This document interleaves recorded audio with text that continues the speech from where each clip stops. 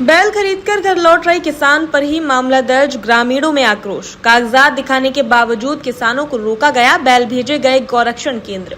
किसान को अपराधी बनाना बंद करो, शिवसेना नेता कुलदीप सूर्यवंशी का तीखा सवाल। नमस्कार, मैं शालिनी और आप देख रहे हैं हिंद नमा न्यूज। आइए बढ़ते हैं आज की बड़ी खबर की ओर। महाराष्ट्र के लातूर में खेतों में खेती के लिए बैल जोड़ी खरीदकर गांव लौट रहे किसान और उसके बेटे पर ही पुलिस द्वारा मामला दर्ज किए जाने से इलाके में नाराजगी का माहौल बन गया। ये घटना पाटौदा बाजार से अरजखेड़ा गांव लौट रहे किसान परिवार के साथ घटी। जानकारी के अनुसार भीमराव सूर्यवंशी और उनके बेटे महेश सूर्यवंशी ने पाटौदा बाजार से खेती के लिए बैल जोड़ी खरीदी थी। दोनों के पास ग्राम पंचायत द्वारा जारी अधिकृत खरीद बिक्री दस्तावेज भी मौजूद थे। इसके बावजूद रास्ते में उन्हें रोककर पूछताछ की गई। बताया जा रहा है कि खोपे गांव परिसर में कुछ बजरंग दल पदाधिकारियों ने उन्हें रोककर बैलों को कहा कि किस उद्देश्य से ले जाया जा रहा है। इसको लेकर सवाल किए। किसानों द्वारा सभी वैध कागजात दिखाने के बावजूद उन्हें काफी देर तक रोके खा गया। इसके बाद राजीव गांधी चौक में भी उन्हें दोबारा रोका गया। बढ़ते तनाव को देखते हुए महेश सूर्यवंशी ने पुलिस हेल्पलाइन पर संपर्क किया। विवेकानंद पुलिस स्टेशन की टीम मौके पर पहुंची, लेकिन कार्रवाई रोकने वालों पर नहीं बल्कि बैल लेकर जा रहे किसानों पर ही मामला दर्ज कर लिया गया।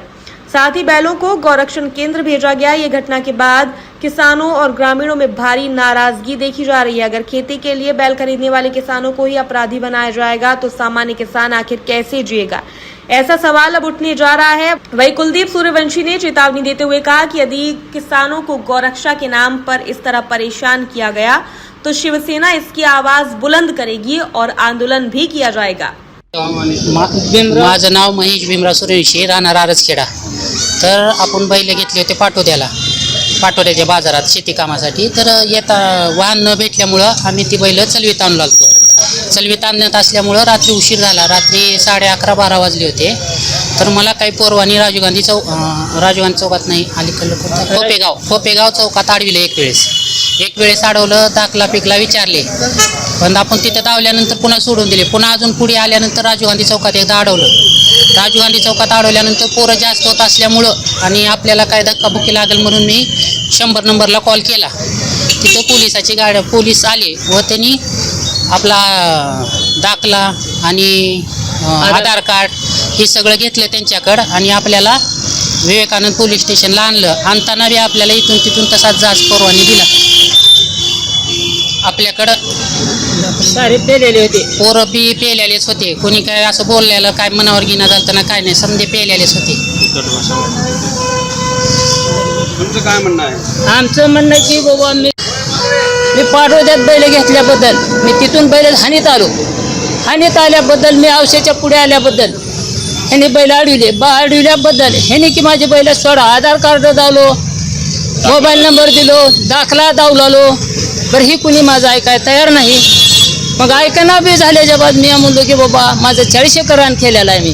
मी काय असा खटके धंदा केलेला नाही, काय नाही। माझ्या गळ्यात पांडुरंगाची माळ आहे, मी काय कुठं धंदा नाही। माझे बैल की पैसे देऊन तिथून आणल्याबद्दल ही म्हणते की तुम्ही खटके धंदा करता। खटके धंदा मालकरी माणूस करतो का? अरजखेडा। मग ह्याने असं जोर मांडल्याबद्दल परवानी फोन केला, मग इकडं आणले। मला म्हणले चला घेऊन बैल। मी आलो गोलाईतून बैल घेऊन, मला पोलिसांनी दोघांनी आणले। इथं आणल्याबद्दल मला म्हणले की बांधा, इथं बांधलो की लगेच ह्याने म्हणले सह्या करा ह्याच्यावर। मी आम्हाला साहेब दाखले आहे तर सारा आहे ना, असं कसं बोलायला तुम्ही? त्या टायमाला मलेच बहिणी ऐकत तयार नाही, जे आहे ते त्यांच्या मनात करूच लय। बसा म्हणजे इथं तुम्ही सकाळ पोचतो, तुम्ही येऊ नका, काय नाही, इथंच राहा। तुमच्या पोरवाला बोलवा, आधार कार्ड बोलवा, मोबाईल नंबर द्या, दाखले घ्या, आम्ही द्यायला बी तयार आहोत। सारे गुन्हा दाखल काय केले गुन्हा दाखल माझ्या पेपर कॉपी काय दिली का? मला नाही द्यायला, एपार कॉपी दिली नाही ना, काहीच दिली नाही। बैल की हाय तर ती गोरक्षणला वाट लावली ह्यानी, कसे लावले का लावले त्यांना माहिती। आता माझा जर पुरावा असताना जर बैल गोरक्षणला वाटला होता, तुमच्या अत्याचार आमच्यावर आहे, शेतकऱ्यावर अत्याचार म्हणायचंच काम झाले की तुम्ही का आमच्यावर थोडं दिवस गेल शेतामध्ये लक्ष का देत ना तुम्ही? आता पोचतो बी देणार।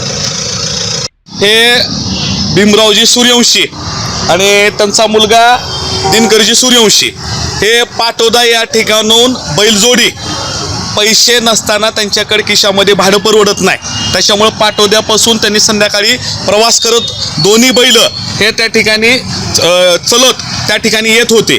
खोपेगाव या ठिकाणी आले असताना जे तथाकथित स्वतःला गोरक्षक समजतात, दारू पिऊन त्यांनी त्या ठिकाणी त्यांना अडवलं. त्यानंतर त्यांनी त्यांना दाखले दाखवले. त्यानंतर स्वतः त्यांनी पोलीस स्टेशनला फोन केला आपले भीमराव सूर्यवंशी यांनी, तरीही त्यांनी त्या ठिकाणी बैल सोडले नाहीत.